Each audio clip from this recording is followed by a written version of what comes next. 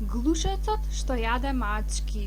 Еден стар библиотекарски глушец отишол да ги посети своите братучеди што живееле на таванот и кои слабо го познавале светот.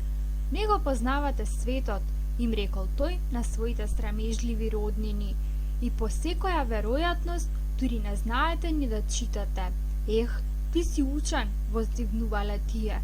Например, сте јаделе некогаш мачка? Ех, ти толку многу работи знаеш. Кај нас мачките ги јадат глувците. Зашто сте невешти? Јас изедов неколку и ве уверувам дека не рекоа ни ај. Според мене, вкусот им беше сличен на хартија и мастило. Но тоа не е ништо. Сте јаделе ли некогаш куче? Ах, никогаш. Јас токму вчера изедов едно. Волчјак. Какви заби имаше? Да, ми допушти да го изедам сосема спокојно и дури не рече ни ај. А каков му беше вкусот? Сличен на хартија.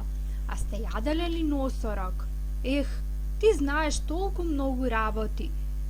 Ние никогаш не сме виделе носорог. На што личи? На сирење или на кашкавал? Личи на носорог, се разбира. А сте јаделе ли слон, монах, принцеза, новогодишна елка?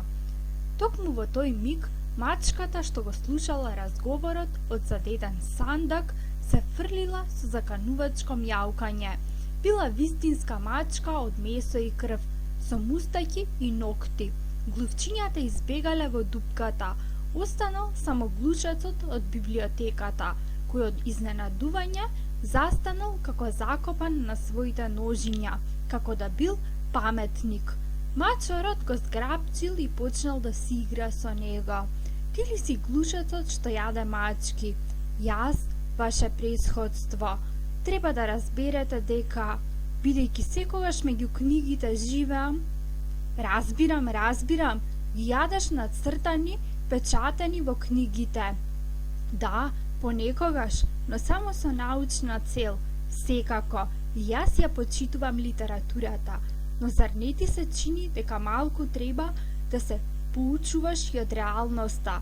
Тогаш би разбрал дека сите мачки не се направени од хартија и сите носорози не дозволуваат да бидат изгризани од глувците. За среќа, на кутриот заробеник, мачорот за миг се загледа во еден пајак што лазел по подот.